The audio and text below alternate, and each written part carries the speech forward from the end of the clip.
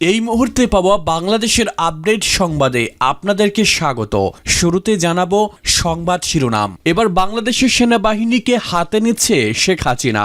সেনাবাহিনীকে মোহাম্মদ ইউনূস সরকারের সঙ্গে অসহযোগিতার ডাক দিলেন তিনি। এদিকে ডক্টর ইউনূসকে চ্যালেঞ্জ করলেন হাসিনা পুত্র সজীব ওয়াজেদ জয়। মামলার হুঁশিয়ারি রুশ সংস্থার।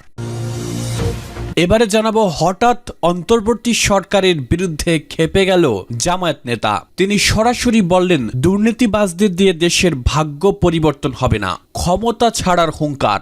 আমাদেরকে ক্ষমতা দিন, বলছে জামায়াত নেতা শফিকুর রহমান।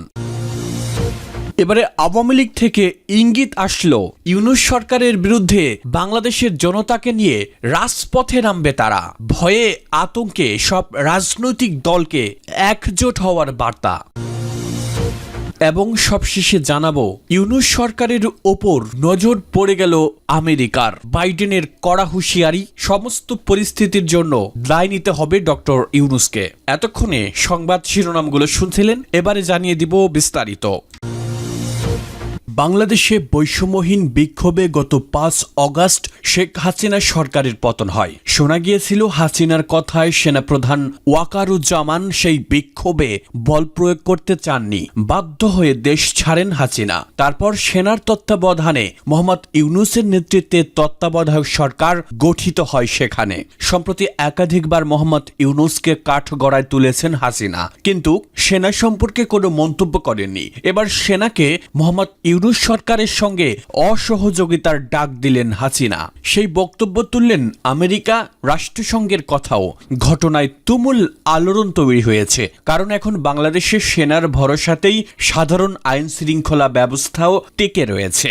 সম্প্রতি একটি ভার্চুয়াল বার্তায় বাংলাদেশ সরকারের সঙ্গে সহযোগিতা না করতে সেনাকে আহ্বান জানান হাসিনা। বাংলাদেশের প্রাক্তন প্রধানমন্ত্রী বলেছেন, ইউনূস সরকারের সঙ্গে সহযোগিতা করলে ভবিষ্যতে রাষ্ট্রসংঘের শান্তিরক্ষা মিশনে ডাক পাবেন না সেনাকর্মীরা। রাষ্ট্রসংঘের শান্তিরক্ষা মিশনে বাংলাদেশ সেনার সংখ্যা সবচেয়ে বেশি। সেখানে অনেক অর্থনৈতিক সুবিধা রয়েছে, তাই অনেক সেনাই শান্তিরক্ষা বাহিনীতে যোগ দিতে মুখিয়ে থাকেন। হাসিনা জানিয়েছেন, বাংলাদেশ এখন জঙ্গি রাষ্ট্র, জঙ্গিদের অভয়ারণ্য। মোহাম্মদ ইউনূস জঙ্গিদের দিয়ে দেশ চালাচ্ছেন। প্রশাসনের সর্বত্র তারা ছড়ি ঘোরাচ্ছে। উল্লেখ্য, সেনা ও পুলিশের বিরুদ্ধে বাংলাদেশে সংখ্যালঘু হিন্দুদের উপর নির্যাতনের অভিযোগও উঠেছে। চট্টগ্রামের হাজারীগলিতে ব্যবসায়ীদের মারধর, দোকান ভাঙচুর, ধর্মীয় উপাসনালয়ে হামলার অভিযোগ ওঠে। হাসিনার অভিযোগ, ইউনূস প্রশাসনের সর্বত্র জামায়াতে ইসলাম ও তাদের ছাত্র শাখা ছাত্র শিবিরের লোকদের বসিয়ে রেখেছেন। ছাত্র শিবির আমেরিকায় নিষিদ্ধ, সেখানকার লোকদের কি করে গুরুত্বপূর্ণ পদে বসানো হচ্ছে প্রশ্ন রাখেন প্রাক্তন প্রধানমন্ত্রী শেখ হাসিনা। এদিকে ইউনূসকে চ্যালেঞ্জ ছুড়ে দিল হাসিনা পুত্র সজীব ওয়াজেদ জয়। ইউনূসের বিরুদ্ধে মামলা করবে রুশ সংস্থা।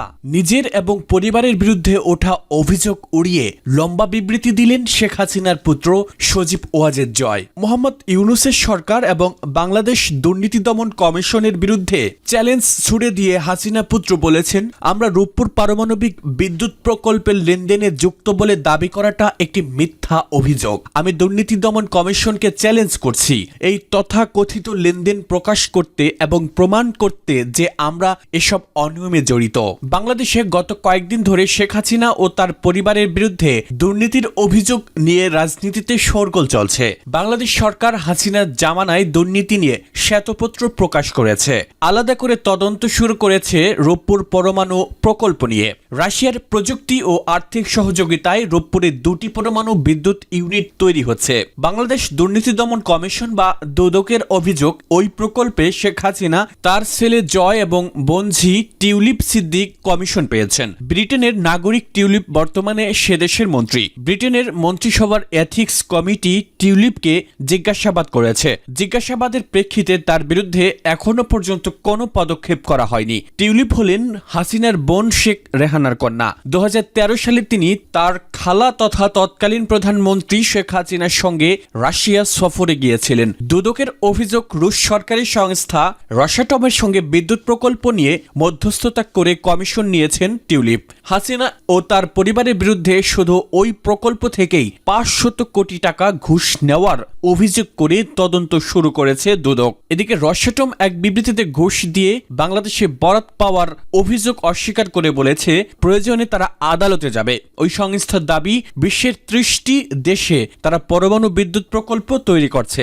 কোথাও ঘুষ দিয়ে কাজের বরাত পাওয়ার অভিযোগ ওঠেনি। কোম্পানিটির দাবি, স্বচ্ছতার সঙ্গে ব্যবসা করে থাকে রসাটম। দুদক তদন্ত শুরুর পর সমাজ মাধ্যমে একটি ছবি ভাইরাল হয়েছে। তাতে এক ফ্রেমে রয়েছেন রাশিয়ার president Vladimir Putin, Sheikh Hasina, Sajeeb Wazed Joy এবং টিউলিপ সিদ্দিক। জানা গিয়েছে, ব্রিটিশ এথিক্স কমিটিকে টিউলিপ বলেছেন, শেখ হাসিনার ওই সফরে তার যোগদান ছিল একান্তই ব্যক্তিগত। দীর্ঘ সময় পর খালার সঙ্গে মুখোমুখি সাক্ষাতের জন্য মস্কো গিয়েছিলেন, কারণ লন্ডন থেকে ঢাকা যাওয়ার থেকে মস্কো পৌঁছানো সহজ। ছবিটির বিষয়ে তার বক্তব্য, রুশ প্রেসিডেন্ট পুতিনের ইচ্ছায় ওই ছবি তোলার সময় থাকতে হয়েছিল। পুতিন তার খালা প্রধানমন্ত্রী হাসিনা সহ পরিবারের সকলের সঙ্গে ছবি তোলার ইচ্ছা প্রকাশ করেছিলেন। প্রসঙ্গত, ওই সফরের সময় সজীব ছিলেন বাংলাদেশের প্রধানমন্ত্রীর তথ্য বিষয়ক উপদেষ্টা। তার ভেরিফাইড ফেসবুক অ্যাকাউন্টে সজীব লম্বা পোস্টে বলেন, আমরা কখনোই কোনো সরকারি প্রকল্পে জড়িত ছিলাম না বা এর থেকে অর্থ উপার্জন করিনি। তিনি আরও লিখেছেন, আমি যুক্তরাষ্ট্রে 30 বছর ধরে বসবাস করছি এবং আমার খালা ও ভাই বোনেরা যুক্তরাজ্যে প্রায় একই সময় ধরে বসবাস করছেন। স্বাভাবিকভাবেই আমাদের এই দুই দেশে ব্যাংক অ্যাকাউন্ট রয়েছে, আমাদের কোনো অফশোর অ্যাকাউন্ট নেই। অভিযোগ নিয়ে বিস্ময় প্রকাশ করে জয় লিখেছেন, যে পরিমাণ টাকার দাবি করা হচ্ছে তার ধারের কাছেও আমরা কখনো যাইনি। $10 বিলিয়ন প্রকল্প থেকে বিলিয়ন ডলার সরানো সম্ভব নয়। দুর্নীতিবাজদের দিয়ে দেশের ভাগ্য পরিবর্তন হবে না। হঠাৎই ক্ষেপে গেলেন অন্তর্বর্তী সরকারের বিরুদ্ধে ক্ষমতা ছাড়ার হুঙ্কার। আমাদেরকে ক্ষমতা দিন, দেশের ভাগ্য পরিবর্তন করে দেব, বললেন ডাক্তার শফিকুর রহমান। জামায়াতে ইসলামের আমির ডাক্তার শফিকুর রহমান বলেছেন, দুর্নীতিবাজদের দিয়ে দেশের ভাগ্য পরিবর্তন হবে না।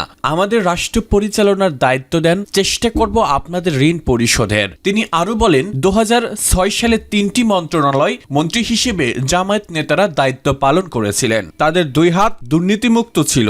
হাজার চেষ্টা করেও কেউ অভিযোগ আনতে পারেনি। তাদের হাতে গড়ে দেওয়া মানুষ দেশে এখনো আছে। জামায়াতে আমির আরো বলেন, আমরা মালিক হব না, সেবক হয়ে থাকব।